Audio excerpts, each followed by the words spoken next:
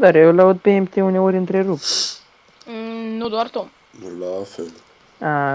Atunci e de la el. Eu tot mă uitam ce se aude, dacă e de la mine, dacă... Când văd.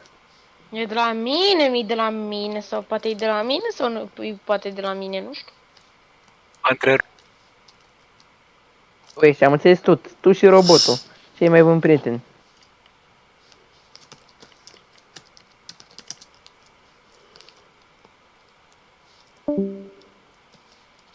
Încă 2 blocuri. Adică... am stai. Bam, gata. Ui!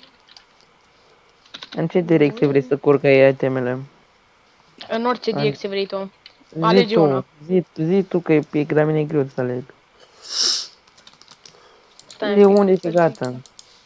Stânga, hai în direcția asta, gen. În Acolo o față. să vină itemele? Da. E ok sau? Da, e ok, cred. Vedem deja. Shop, stai să vedem niște gheață.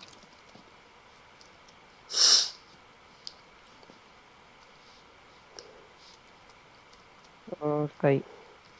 2, 4, 5.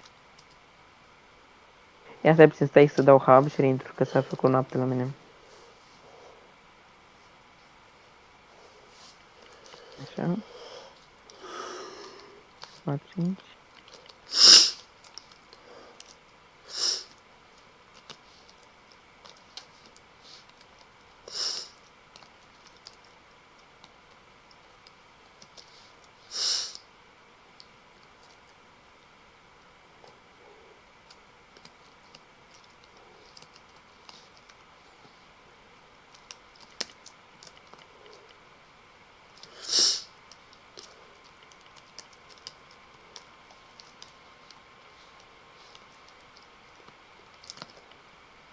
Ia vin cu adrese. Ești aici? Da. Pune și tu niște lumini, uite aici unde am spun eu blocuri aici, pune, sparge și pune lumină. Nu unde fix unde le-am pus, sparge în pereți, să fie pereți. Lumina. Ok. Niște stele într-unul bagă și gata.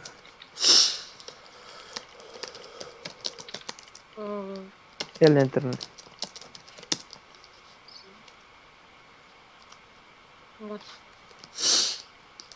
Ia mai poți pune și acolo. Ok. Ok. 1, 2, 3, 4.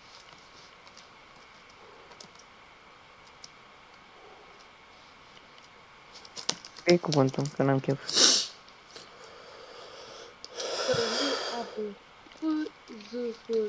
X, Q, Q, E. Și Am prea înțeles.